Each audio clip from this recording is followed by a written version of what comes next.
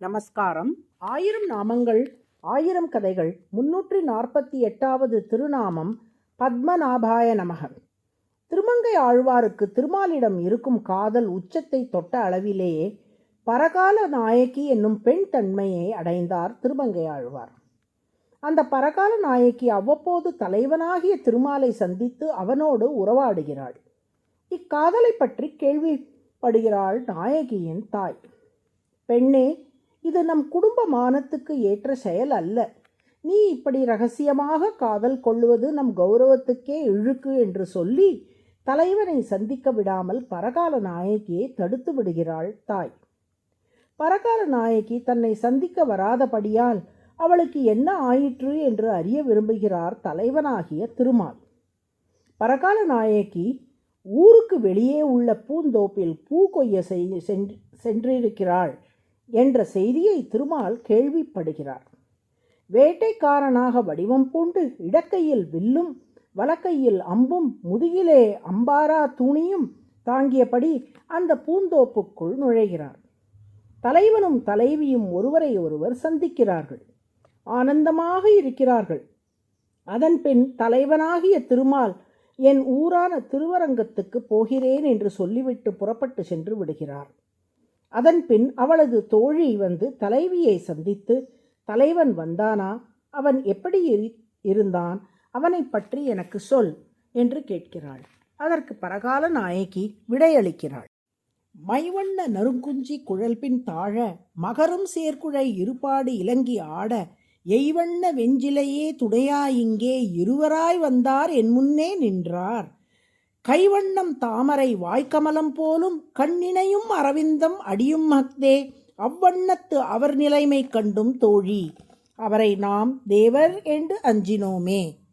தோழியே, கரிய வாசம் மிக்க அலகலகாயிருக்கும் குழல் கற்றைகள் பின்னே அலைந்திட இரு காதுகளிலும் மகர குண்டலங்கள் அசைந்திட தெய்வத்தன்மை மனிதத்தன்மை இரண்டும் தோற்றிட கையில் வில்லேந்தி கொண்டு தலைவன் என் முன்னே வந்து நின்றார். அவரது திருமேனியின் ஒவ்வொரு அங்கமும் தாமரையை ஒத்திருக்கும். அவரது திருக்கரங்கள், திருவாய், திருக்கண்கள், திருவடிகள் அனைத்துமே தாமரை போன்றவை. கைவண்ணம் தாமரை. முதலில் தாமரை போன்ற கரங்களால் என் கையை பிடித்து கொண்டார். வாய்க்கமலம் போலும் தாமரை போன்ற திருவாயினாலேயே இன்மொழிகள் பேசினார்.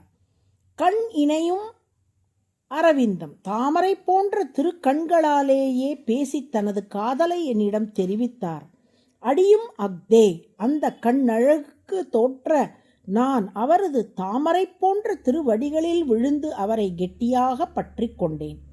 இத்தகைய இறைவன் என் முன்னே வந்து நின்று உறவாடியவாறே அவரது பெருமையை எண்ணி அஞ்சி நான் சற்றே விலங்கி நின்று விட்டேன் என்று நடந்தவற்றையெல்லாம் விவரித்தாள் பரகால நாயகி.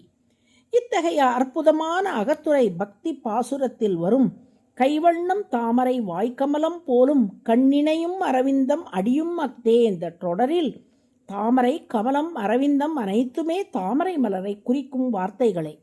அதாவது திருமாலின் ஒவ்வொரு அங்கமுமே தாமரை போலவே இருக்கிறது என்பதே இதன் கருத்தாகும். தாமரையில் நாம் காணக்கூடிய குளிர்ச்சி, அழகு, மென்மை, நறுமணம் போன்ற நற்பண்புகள் அனைத்தும் மேலும் சிறப்பாக இறைவனின் அங்கங்களில் உள்ளன என்பது தாத்பரியம். அந்த வகையில் திருமாலின் உந்தியும் தாமரை போலவே இருக்கிறது. அதாவது தாமரைக்கே உரிய குளிர்ச்சி, அழகு, மென்மை, நறுமணம் ஆகிய அனைத்து நற்குணங்களும் நிரம்ப பெற்றிருக்கிறது.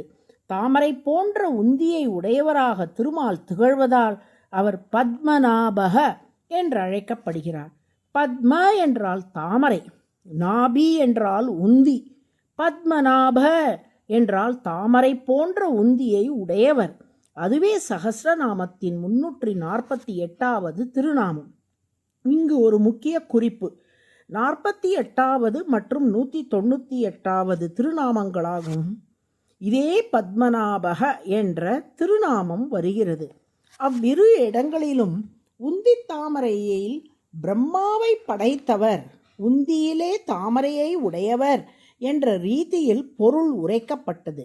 இங்கே 348வது திருநாமமாக வரும் பத்மநாபக என்பது பரவாசுதேவனை குறிப்பதால் அதற்கு பொருத்தமாக தாமரை போன்ற உந்தியை உடையவர் என்று உரையாசிரியர்கள் பொருள் உரைத்துள்ளார்கள். பத்மநாபாய நம என்று தினமும் சொல்லி வரும் அன்பர்கள் உடல் பருமன், அதிக உடல் எடை போன்றவை இல்லாமல் அளவான ஆரோக்கியமான உடல் அமைப்புடன் திகழ திருமால் அருள் புரிவார். நாராயண நாராயண.